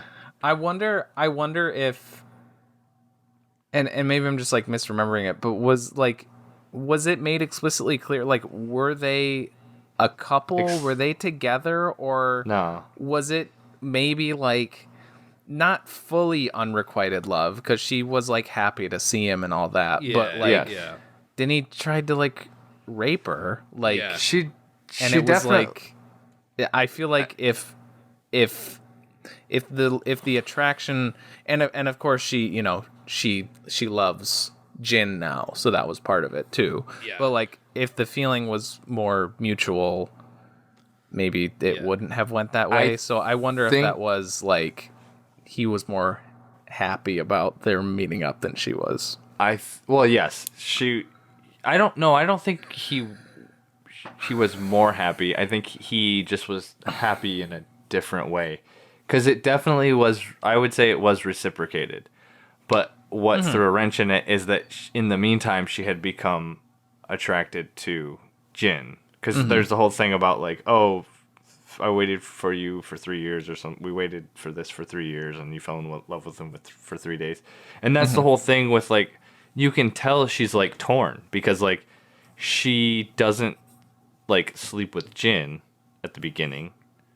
I think because she's thinking of In love with Leo. Oh yeah. Yeah. It's like the inverse. It almost seems like there's something else too, that it's like, yeah, it's very like that. Yeah, it was reciprocated, but maybe not as fully. Maybe it was more like, well, 95% of the House of Flying Daggers seems to be female, and you're one of the dudes, so maybe something more like that. But yeah. I would say it's not fully unrequited. It was seemed very like Twilighty. Actually, I said that when we were watching it. Is like Leo was Jacob and Edward is Jin, where it's like like he's like, oh please. So if he would have just waited and not killed her, he probably would have had sex like a with her daughter. 50-50 chance. with her daughter. Yeah. Yeah, with her daughter. Oh, God. He ruined it. And they would have made a fucking hot Baby. daughter. No, I hesitated. I said daughter. I mean, still. Okay. No, because daughter doesn't Yeah, imply I guess- any sort I of guess- age. I guess their daughter would have been older than us too. I mean, it was the year 900. You can do whatever you want. No. Yeah, they would have made a really hot age of consent daughter. Okay. For whatever time period. It would have been perfect. Well, did you guys have anything else to add, or did you have any more notes? Oh, Nick, my other note 'cause was like, my only other note was Deus Ex Daggers from like the family Yeah. scene, and just like A few how times. are they gonna yeah. get out of this one? And then Yeah. My only other note was that I kind of thought that I don't know if you would call it the main theme, but it had like this Godfather like tone to it. yes, I thought that. Yeah. I'll have to listen to it. The again. like Because it almost had like it had like the first Yes, 4 notes yes. of the Godfather. Yes. Yep. Oh Yeah. my God. Interesting. yeah. I was like, also huh. thought that. That's crazy. Huh. Yeah. Dang. Okay. Anything else? Because I mean, we could go for a little longer, or we can wrap it here. I'm cool with either. I feel like I've covered everything Yeah, on my end. yeah. I think it looks really pretty. Yeah, that's we can that's just the move main on takeaway. to ratings or whatever. Yeah. Sure. I guess I'm gonna downgrade Barking Dogs though to like a 3. What I do just you wanna get mean? that Why? out. I'm downgrading Because of this? No, because I think I'm just gonna go based more on like just like how much I liked it. I'm not gonna go with the whole like I'm gonna give them credit for like basically averaging scores of like, oh, technically it's really good, it's well written. Okay, I'm gonna balance. Okay. But I didn't. I liked it a 1, but it was See- produced well. Like I'm just gonna Well, go I see what you're baseline like what I like. How much I liked it. I don't go with like a full on that, but I'm definitely giving this one like it's more like if I'm kind of stuck, if I'm like, oh, it could be this or this, but like for this movie, all the technical like pros it has going for it, I'm going like the little higher, you know. But I'm So not. it's I'm like a not gonna full-on, give it like- extra credit. It's not like if an average for me, but I think that stuff is still important. It should still influence your decision. No, it does. It does. But I'm just saying, like, before I was saying, like with Barking Dogs, I was like, it's kind of like a good movie, but, like, I didn't enjoy it. So I'm going to give it a 5 because I think that's what, like, kind of splitting the difference between your guys' rating and my rating, like how I liked it, as opposed to just going based off of like, to boil it down, like just like how much I enjoyed it, almost. Okay. Yes, that's what I'm saying. that's Before that's I what was I overthinking it. that's what Yeah. I try to do too. It's just not if I think it's the best movie ever, I give it a 10. It's just if I enjoyed it, like to what I feel like a 10. Yeah. But no more altering your past ratings. Those are set in stone. It's on Cats, I'm giving I'm changing cat. If this is it, I'm changing Cats to a 4 because it's got to be higher than Barking Dogs. No, Fuck off. no. Okay, yeah, you go first. What would you give this movie? 6. The movie we're doing this week. 6. 6? It was Okay. it was fine to watch. It was cool seeing all the colors, and I love seeing colors. I love but- color. I love colors. I don't have any desire to ever watch it again. Like, Okay. but it was fine. I like. I'm not. I do. I think I would. I am. I do. I would like to watch it again, but I'm not like anytime soon. I just, like I said before, I forget about it so I can watch the early movie stuff. But Yeah, it makes me want to watch Crouching Tiger, Hidden Dragon because they're like kind of similar, I guess. it in, makes like, me really want to vibe. watch Hero by the same director, the one with Jet Li. Yeah. And Shadow. Again, his movie Shadow is fucking cool. Actually, He does really cool stuff with the martial arts in that one. watching it with the dub, it makes me want to watch Kung Pao. I thought about. I think that was another one I maybe meant to add to the list. able to beat him now. Like there was that kind of delivery on some lines where it's like, you should be able to beat him now. Like that hesitation. Yeah. I'm going to 7 for mine. When I didn't want to like assign numbers right at the beginning, but what I was like early third of the movie, I was like, this is a 6. And then middle bit, I was like, this is a 7. And then like the ending, I was like, this is an 8. So 7, because it's in the middle. It's in between all those numbers. So that's what it feels like to me. I think I maybe enjoyed the ending a bit more than you guys, and that really did just like it made me sit more okay with my 7. I was still a little like wary and like 6 or 7, but the ending really, I was like 7. 7 feels good. The ending's cool. I think story wise, the ending is like by far the best part. Yeah.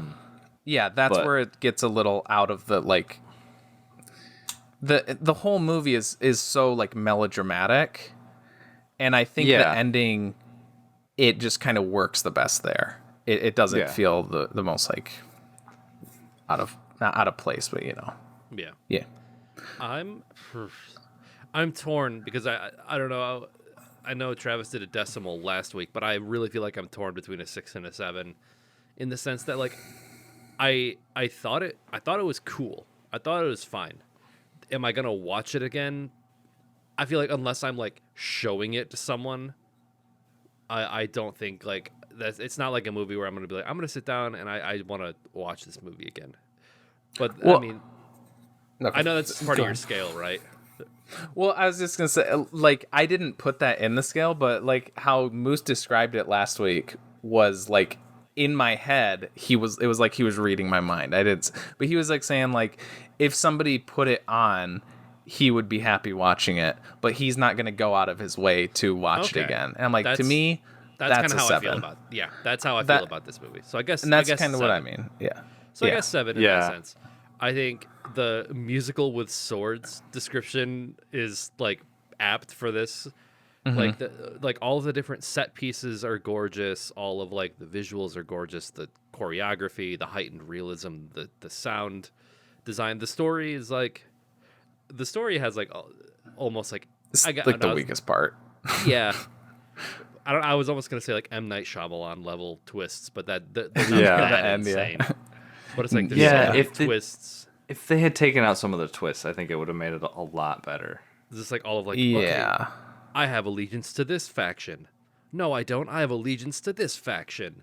But I'm going to betray you for this. You know, it's like... It definitely had its issues. Like double, like triple crosses and stuff. Yeah. It's like, okay.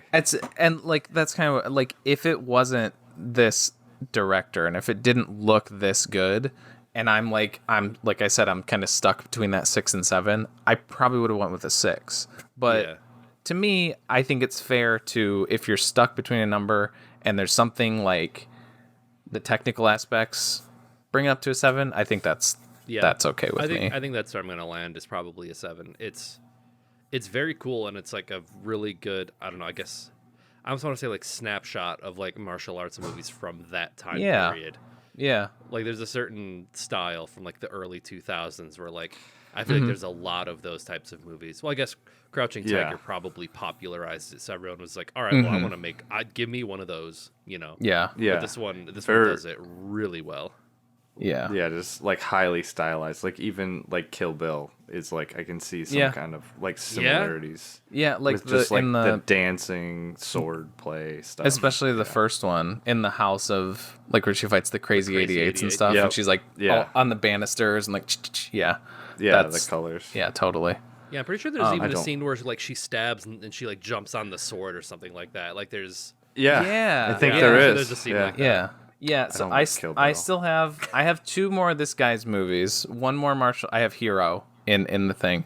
I still want to leave those in. I from my memory, I feel like Hero is even better. And then he had an older one of his that's not martial arts related at all, but it's just I see it a lot on like great movie lists. So I'm gonna leave those in. But if I draw them, I'm just gonna like put him back in the, you know, like I'm not gonna, we're not gonna do it. If I happen to draw one of his movies, I'll just, you know, put it to the side. But you know, in a couple months or something, I'll leave him or whatever. Oh, that's great. What? I told James and Isaiah that I was gonna do the 9 p.m. Rocket League tourney, and James sent the. Well, it's just about, or it's a little after. It's 9:04. James sent the John Travolta Pulp Fiction gif where he's like, it's like perfect. Are those like scheduled? Like you guys can't just go on whenever you want. It has to be at 9 o'clock. Yeah, they're at 6, 9, and 12. Yeah. Oh, okay. Okay. All right. We ready for the movie rec? Sorry. I mean, if you'd have told me, we could have tried to. No, I didn't even. I wasn't even thinking about it. They just like messaged it. I said that, and then Oh, damn it! I forgot how I wanted to. I'll do it. How I wanted to start the episode. Okay. Welcome to the episode, guys. I gotta tell you something. I hate movies. April Fools. That was gonna be the intro. You sound kind of down, guy. Terrible accent. Terrible attempt at it. Yeah. What? Is this from the good hat or the bad hat? This is good hat. Okay. I don't think I like this film very much, Tim. Shit. Yeah, again, we're doing bad hat at last Friday of the month. Will be those. Yeah, this is the Good Friday. So yes. Yeah. Hey. All right, and we're gonna go with. Wait, Good Friday was last Friday. Ooh, this is another one that might appeal to me more than other people. Son of A Hard Day's Night, directed by Richard Lester from 1964. Oh, like the Beatles? Yeah. Oh, I mean, I've never seen it. So. It's Is it a musical? I've seen Help. I haven't seen this one. I started watching it, but it's in like the National Film Registry. It's regarded as like an important movie. Yeah. Is it? I think it's on Criterion. Yeah, I think it's on. I think HBO too. I think that was the streaming service I saw it on. But I also have Help in there. It's not like a great movie, but I love it. So hopefully we'll get to that at some point. Yeah, it's and this, from what I remember, it has like it's similar in ways to Help, but Is it Help a is musical? Help is ridiculous. Help It is is. almost like, well, it sort of. It's like they Or is it just like they play their songs? yeah, kind like okay, again, I've only seen like the first 30 minutes of this, but like the opening title sequence is it's almost like a music video. Like it's titles of the but it's they play the song A Hard Day's Night and you know, as the, you know, directed by blah, blah, blah, starring. And then there's like, I know there's a part where they're like on a train and because they're like going from point A to point B. And like when they're on the train, they find some instruments and they play, should have known better, I think. Something like that. But yeah, it's music from the album Hard Day's Night. And then Help has music from the album Help. And yeah, I don't think this goes quite as far as Help does, but Help is like bordering Monty Python levels of like weirdness and just like not what I was expecting for a Beatles movie. So again, I don't know if this is going to be quite like that, but I hope so because I think Help is hilarious. Yeah. I guess we'll see. I don't like. Yeah, I don't think Travis is gonna like this because he has he gets so steeped into his own preconceived notions about stuff, and I don't think he's going to see past it's a Beatles movie. No, I just like I don't hate the Beatles by any means. I like their music, but maybe it's just because of the time that I was raised. Like Beatles music, I only ever saw it in like Infomercials. heard it in or like movies. Same. Like Yeah. so it's like same. it's so like every time I hear them, it's like I don't freak out about the Beatles, but they're like it's like fine. It's fine music. There's some songs that I do really like of theirs, but like yeah, I don't know. I'm just not like a diehard Beatles fan. Like I saw it yesterday, and that was fine. Like I didn't hate. Yeah, that was okay. Like that was fine. I don't. It's not like the fucking Beatles or anything like that. But it was fine. It was more than fine, actually. Yeah, I would give. Yeah, that, I feel like that, some of their stuff is like borderline kitschy, and I think that's like that's my only hang up is like I don't know. The Beatles are such a contentious topic. It's weird. Yeah. I know. It's not that they're polarizing because I feel like people are generally like it's almost like our rating system for films. It's like what they did on a technical aspect in the time period that they were in. You have to give them credit even if you don't like it. Mm-hmm. But yeah, the Beatles are one of those bands where it's like it's weirdly polarizing. And I'm not really a movie critic, so I can't really like I wouldn't be good at defending that like as well as I would. Well, I guess at least as well as I think I am at defending a movie I like, but I didn't start listening to them until I was like 19 or 20. I had like the same upbringing as Travis, like infomercials and movies, and like I didn't realize how many songs were by the Beatles until I was like in my 20s. It's kind of like almost like maybe like the Beach Boys or something. Sorta, there's probably people who'd be like, I hate the Beatles, but then you'd play them a song and they'd be like, this is the Beatles? I didn't even know this was the Beatles. That was kind of me. For, and it's like a lot of their stuff. But it's there's just like they have like so many songs, and it's but in my brain it's so tied to like other things that it's hard for me to see it independently.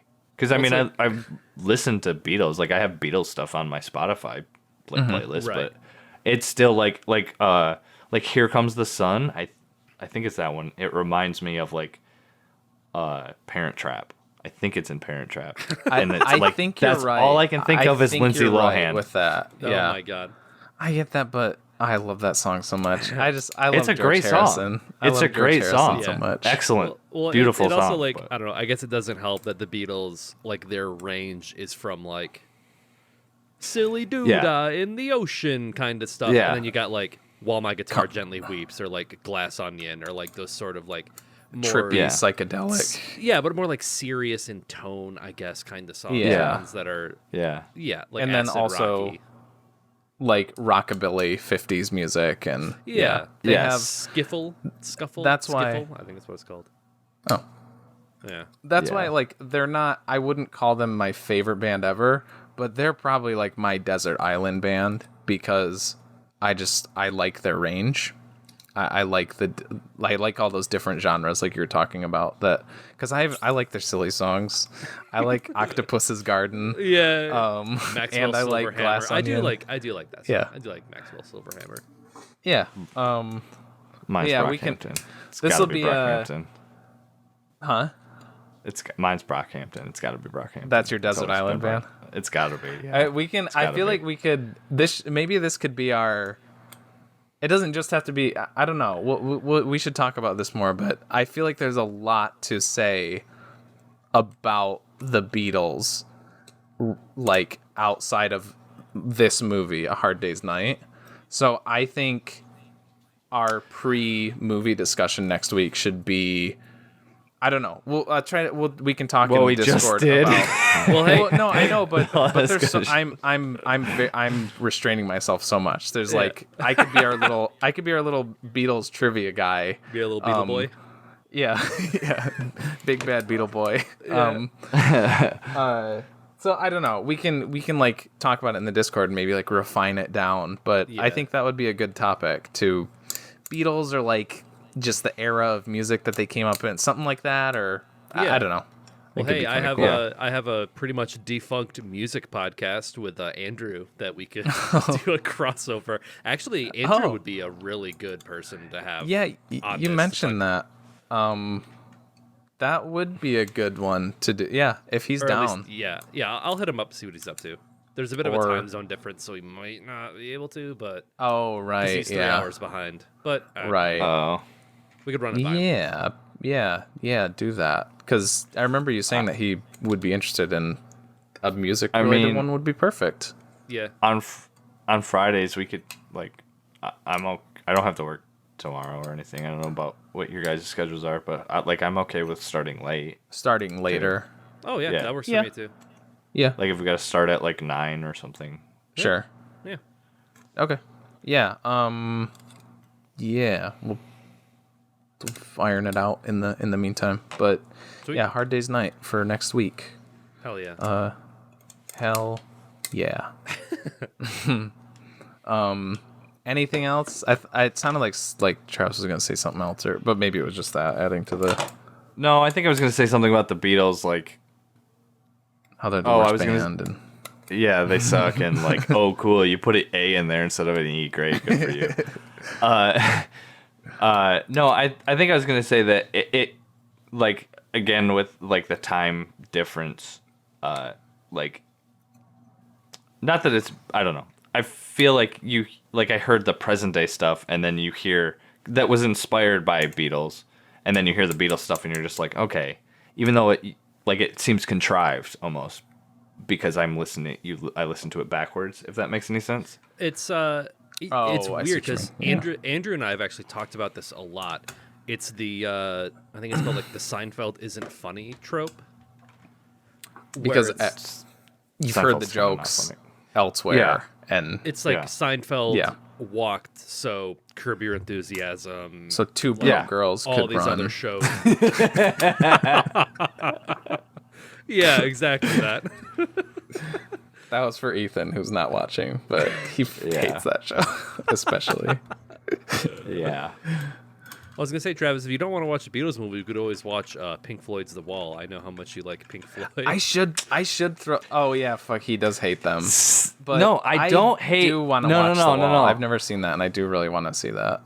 I mean, yes and no. I think that, like... I feel like they would be like the two fans, different experiences. Like the fans of like Beatles and Pink Floyd are kind of similar, where it's like they're the best band ever, and I just feel like Pink Floyd is like up its own ass a lot. Like I kind of love like radio version of Pink Floyd. I don't like album version of Pink Floyd because there's just like fucking cow noises and just like these random like concepts. It's like high concept type shit. Yeah. It's like, just give me the fucking music. I don't want to hear all this. Like, I'm not a huge interlude fan. Like, unless it's musical, I don't like that shit. Like, just give me the fucking jam. Well, it's weird because I just want to jam. It's funny you say that because Animals is probably my favorite album of theirs. But I mean, Roger Waters is 100% up his own ass a lot of the time. Yeah. That's, and again, I'm sure we'll get into this more, but I just wanted to hit on this in case I do forget. That's part of the reason that I personally like the Beatles so much, is because they're like almost like they're not as like out there as David Lynch is, but they're almost like musical David Lynch, where everybody else puts so much thought and like worth and emphasis into like every Beatles lyric, and like John Lennon is just like, I just thought it sounded good. Like, I just like how those words sounded coming out of my mouth. Possibly, Ascribing meaning where it's like probably not there. Yeah, or like, you know, they think like this one song is about something really deep, but Paul's like, no, I just wrote it about my dog because I really like my dog. Like, he has a couple songs that he wrote about his dog, and I think that's fucking badass. Like, he's in like the most, like the biggest band of his time, and he's just like, I'm gonna drop some songs about my fucking sheepdog because, you know what, I love my dog. Yeah, I mean, it's like the same thing with like Led Zeppelin. Like, people think Led Zeppelin's like the greatest band of all time. I guess maybe people don't think that Led Zeppelin has like the depth that, I don't know, but it's like, I would say, they're one of those for sure that some people would say is like the best rock band ever. If you listen, I've sure. listened to a lot of Led Zeppelin, and a lot of it is just like how bad Robert Plant wants to have sex, and also how much Robert Plant likes like Lord of the Rings. Lord of the Rings. That's really That's what I was gonna say next. Those are the two modes of thought that Robert Plant is: getting his dick wet and reading some Tolkien At the same time. at the same time. So basically, he's a millennial. Yeah. He wants a J.R.R. Blumpkin. Okay, I'm done. Oh, that's pretty good. Yeah. Gross. Gross. Okay. All right. All good? Got all I'm good. Okay. Once again, next week, Hard Day's Night. Nice. Possibly at a later time. Possibly not. We'll keep you posted. Yeah. Just bye. Say bye. Bye. Bye. Bye. Bye. Sorry, I'm playing Rocket League. Sorry. Bye. Okay. See ya. Bye. Bye. All right. Bye.